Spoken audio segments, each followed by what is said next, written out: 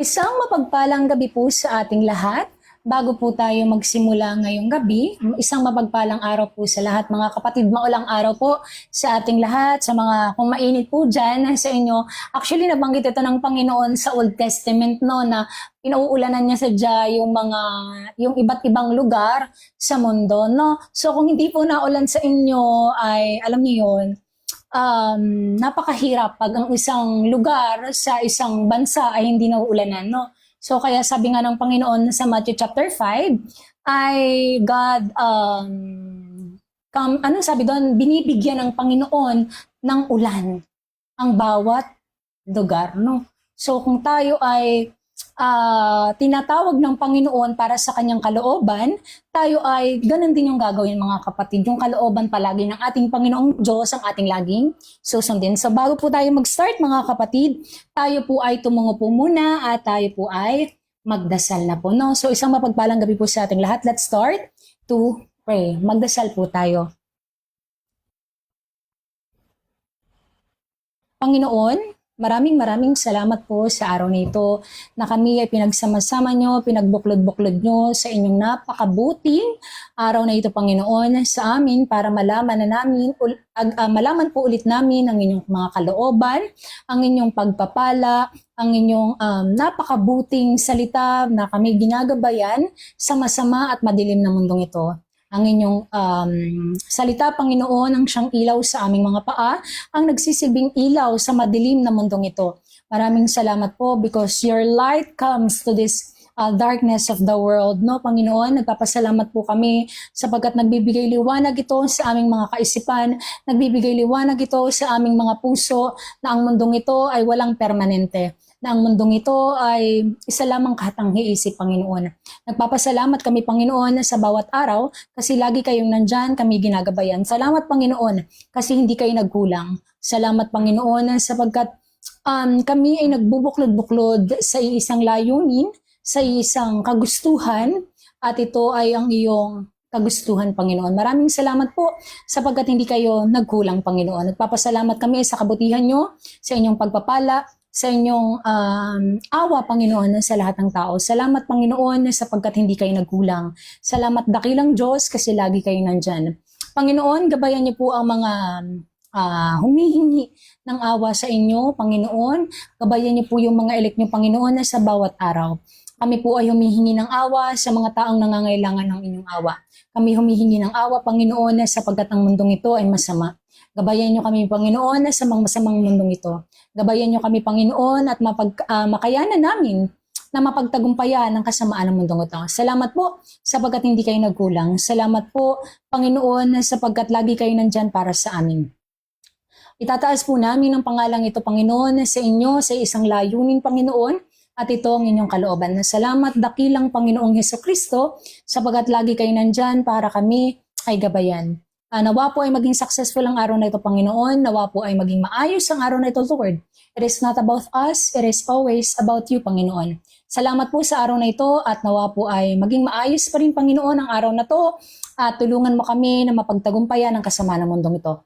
Nawa po ang live na ito, Panginoon, ay maging successful sa pagde-devotion ng mga kapatid at maraming salamat po.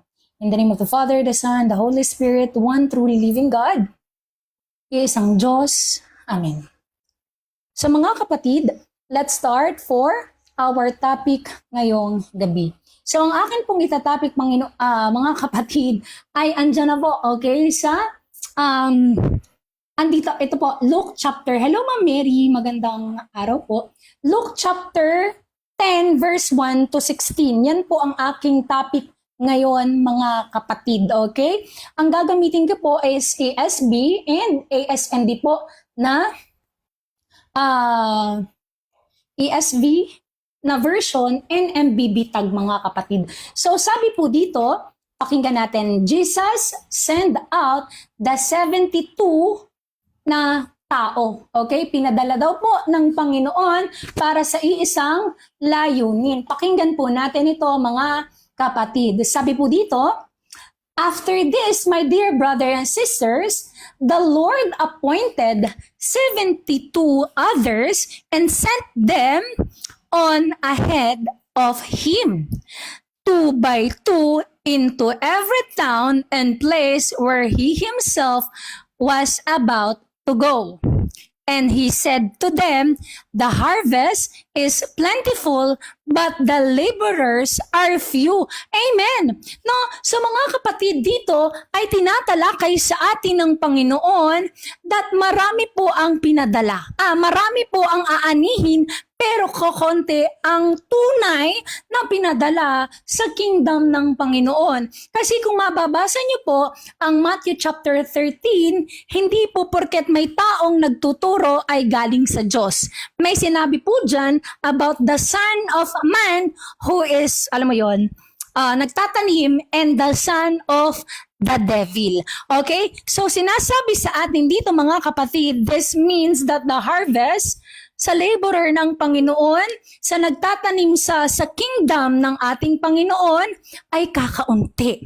So many people are ready to hear God's message, but yung laborer, yung nagtatrabaho sa Panginoon, mga kapatid, ay kakaunti. Sinasabi po sa kasulatan, therefore, pray earnestly to the Lord of the harvest to send out laborers into his harvest. No, so sabi doon, go your way, behold, I am sending you out as a lambs in the midst of wolves, okay? Sabi po doon, spreading the gospel is very dangerous mga kapatid. Kasi nandyan na nga po, yung ikaw ay aatakihin sa kalooban at kagustuhan ng ating Panginoong Heso Kristo. Verse 3 na po tayo. Okay?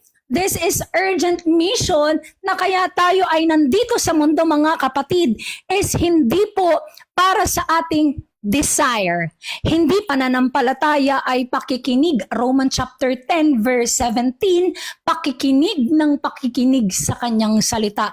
Ipapadala daw po tayo sa mga nag-aanyong tupa mga kapatid. Kasi very dangerous ang alam mo yon, ang ipadala ng Panginoon sa kanyang gospel, magandang balita. So dito nga po tinatalakay sa atin na ito ay requiring, okay, complete trust in God's way and provision mga kapatid, rather than the worldly security. Kasi kapag magsasabi ka na sa Panginoon tapos gagandahan mo, ito na nga kung bakit namimix yung lies sa truth. Okay, namimix yung katotohanan sa hindi katotohanan. Na akala ng mga tao pag sila ay nasa Panginoon, laging maganda. Okay? Laging maayos mga kapatid. Pero hindi po ganon. Kasi sinasabi nga sa atin that carry no, verse 4, money bag. No knapsack, no sandals, no and greet no one on the road. Kita nyo ha? Even pala mga kapatid yung ginagawa natin dati, no? Na pag nakita natin yung mga kaibigan natin, binabati natin. Pero ikaw na kapag itinawag ng Diyos at sinasabi mo yung kalooban ng Diyos, dito tinatalakay din sa atin na kapag ikaw ay nasa kalooban niya, okay? Na kapag ikaw ay nag-share ng kanyang salita, sinasabihan tayo dito na no one greet on the road. So ibig sabihin, pag yung taon mong yan ay greet mo, tapos ayaw naman po sa kalooban ng salita ng Diyos, maano ka lang anong tawag doon? Tatalikod ka lang uli sa dati mong gawain. No? Kaya tayo sinasabihan po dito mga kapatid na it is mission requiring trust. Sobrang hirap po mga kapatid ang i-share ang salita ng Panginoon sa masamang mundong ito. Sapagkat nandiyan na nga po yung kamumuhian ka, kasi ang gustong marinig ng mga tao ay laging masarap sa kanilang mga pandinig. Ang gusto laging marinig ng mga tao ay mabuti sa kanilang pandinig. Ayaw nilang marinig yung kalooban, yung good news, mabuting balita nga po ito. So pag sinabing mabuting balita, magandang balita, ito po ay kalooban ng ating Panginoon. Okay? Ito ay nasa sa kanyang kagustuhan mga kapatid. Ito ay nasa sa kanyang way mga kapatid, kalooban, will his be done. Okay? Sabi po dito verse 5, whatever house you enter first, say peace be to this house. And if a son of peace is there, your peace will rest on him. Upon on him. But if not, it will return to you. Amen. So dito mga kapatid, sinasabihin po tayo na kapag tinanggap ka ng tao, ang peace ay babalik sa'yo. Okay? Ang peace ng Panginoong Jesus ay mapapasayo. Di ba sabi doon? It is receptive, dear brothers and sisters, that the person lives there, the blessing of man, peace remain.